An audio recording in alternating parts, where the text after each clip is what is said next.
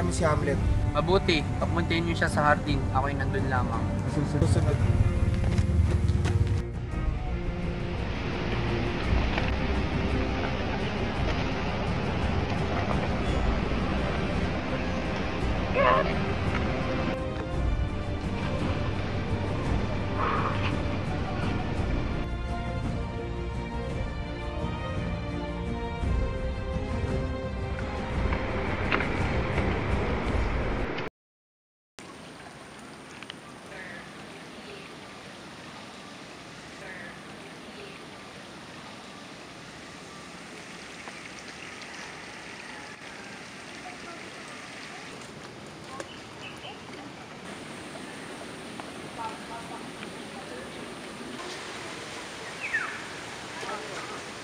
Beshi!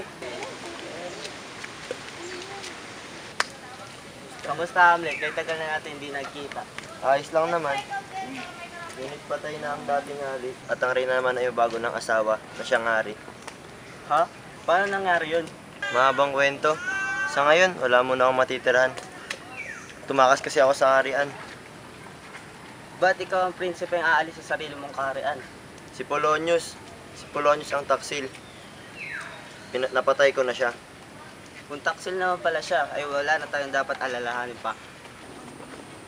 Hindi ganun iyon. Pinagplanuhan nila na mawala ako sa kaharian dahil nakakasagabal daw ako sa pamumuno ng bagong hari. At ang bagong haring iyon ang siyang pumatay sa aking ama. At dapat may pagiganti ko siya. Kung ganoon ay dapat tumuli na tayo. Saan? Kahit tumakas ka sa inyong kaharian, hindi magbabago ang katayuan mo. Dapat ituring ka nila na may paggalang at respeto bilang prinsipe. Dahil dyan, maaari ka nang tumuloy sa palasyo.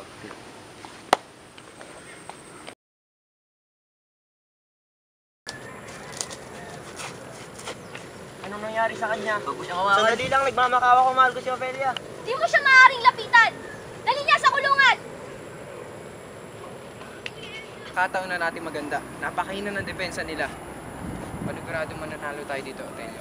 Otelio! Mahal na rin. Pagpadala ka ng espiya. Dapat alam natin kung ano nangyayari kay Hamlet. Nandito po ako. Horacio? Oo, ako nga to, Otelio. Bago takpin si Hamlet, ibinili niya ang plano na ito. Kung ganoon, dapat mapasok na natin ang palasyo. Huwag kayong mag-alala, hindi lang ako nag-iisa. Ano ibig mo sabihin? Hindi lang ako tapat na kaibigan ni Hamlet. Sa ngayon, ay sigurado akong nag-aantay na siya ng pagkakataon. Ngayon may plano na tayo.